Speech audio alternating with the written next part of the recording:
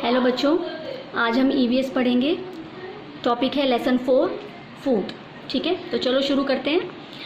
आहार हमारे लिए बहुत ज़रूरी है, फूड, क्योंकि फूड से, खाने से हमें ऊर्जा मिलती है, एनर्जी मिलती है। खाने से हमारे बॉडी के जो कोशिकाएं हैं उनका विकास होता है। ठीक है, तो चलो शुरू करते हैं। फूड्स की जो कैटेगरी हैं, पहली कैटेगरी है कार्बोहाइड्रेट, दूसरी है फैट्स जिसे हम वसा भी कहते हैं, थर्ड है प्रोटीन और चौथी कैटेगरी है विटामिन्स और मिनरल्स जिन्हें हम खनिज लवण भी, मिनरल्स को हम खनिज लवण भी कहते हैं। ठीक है, और पानी, वाटर का भी हमारे आहार में एक बहुत ही इम्पॉर्टेंट रोल है, मुख्य भूमिका है। तो चलो शुरू करते हैं कार्बोहाइड्रेट से। कार्बोहाइड्रेट्स को एनर्जी गिविंग फूड कहा गया है। एनर्जी गिविंग फूड इसलिए कहा गया है क्योंकि ये हमारी बॉडी को ऊर्जा प्रदान करते हैं, एनर्जी प्रोवाइड करते हैं। इसमें है सारे ग्रेन्स, जितने भी सीरियल्स हैं, ग्रेन्स हैं, अनाज हैं, गेहूँ है, राइस है, चावल है, मिलेट्स हैं, मोटा अनाज है, कॉर्न है, मक्का है, मेज है, ये सब जो हैं कार्बोहाइड्रेट्स हैं। शकरकंदी है, इनसे हमें जो है एनर्जी प्रोवाइड होती है, ऊर्जा मिलती है। नेक्स्ट कैटेगरी है फैट्स, वसा की। फैट्स भी एनर्जी गिविंग फूड हैं, लेकिन ये जो एनर्जी प्रोवाइड करते हैं ये जस्ट डबल एनर्जी प्रोवाइड करते हैं कार्बोहाइड्रेट से। ठीक है, इसमें आता है मांस, मीट, फ्लैश, ऑयल, वेजिटेबल घी, जो डालडा हम खाते हैं, देसी घी खाते हैं, जितने भी हम तेल यूज़ करते हैं, चाहे वो मस्टर्ड ऑयल हो, सरसों का तेल हो और तिल का तेल हो, ये सब जो हैं फैट्स हमें देते हैं। उसके बाद है प्रोटीन्स।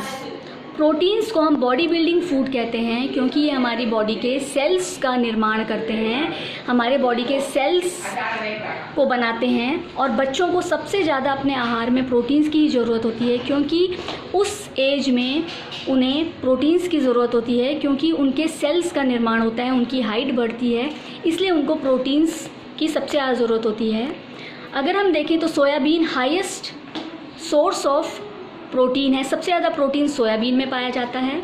मिल्क को, दूध को हम कंप्लीट फूड कहते हैं क्योंकि इसमें कई तरह के प्रोटीन्स पाए जाते हैं, इसीलिए बच्चों को के आहार में दूध की, मिल्क की बहुत आवश्यकता होती है। पल्सेस, जितनी भी दालें हैं, मूंग की दाल हो गई हमारी, और उड़द की दाल हो गई, चना है, चीज़ यानी कि पनीर है, कर्ड है, दही है, योगर्ट है, फ़िश है, एग है, इन सब से हमें प्रोटीन्स मिलता है। ये प्रोटीन्स की सोर्स हैं।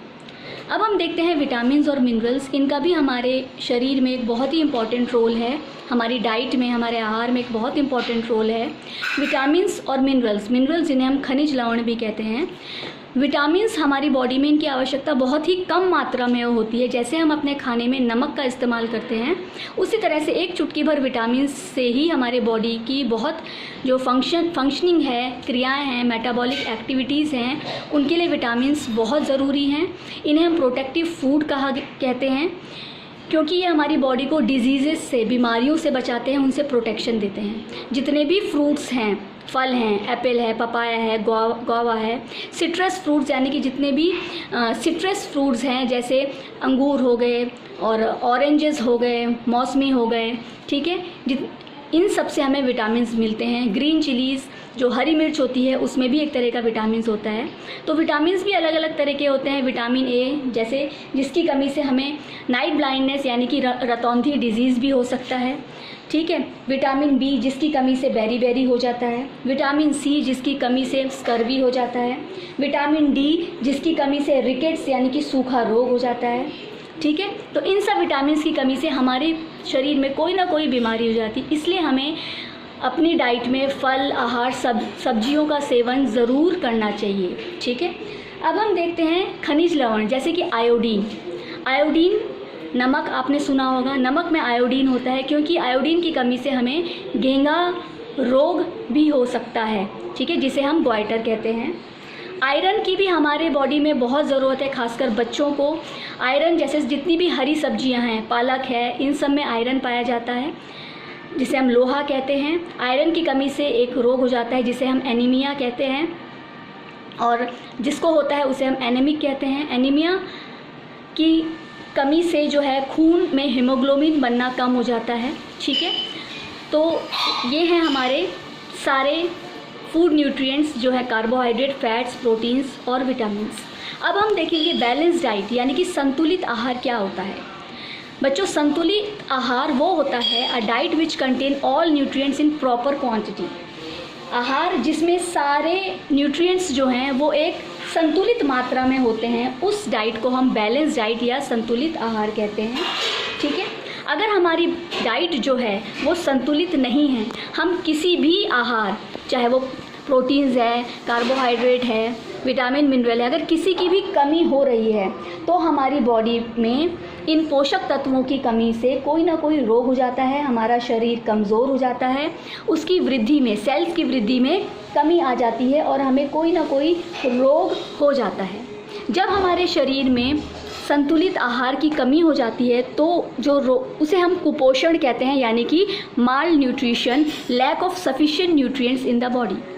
माल न्यूट्रिशन की वजह से हमारे शरीर में कई रोग होते हैं, जैसे कि मैरास्मस हो गया, क्वासियोरकर हो गया। अगर हमारी बॉडी में कार्बोहाइड्रेट्स की कमी हो जाती है तो ये रोग हो जाता है, जैसे कि मैरास्मस और क्वासियोरकर। ये ज़्यादातर उन जगहों में होता है जहाँ पर आहार में बहुत न्यूट्रिएंट्स की कमी होती है, बच्चों को ठीक से आहार नहीं मिल पाता, न्यूट्रिएंट्स नहीं मिल पाते हैं, जिससे बच्चों का शरीर बहुत ही कमज़ोर हो जाता है, उसमें उसकी वृद्धि में कमी हो जाती है।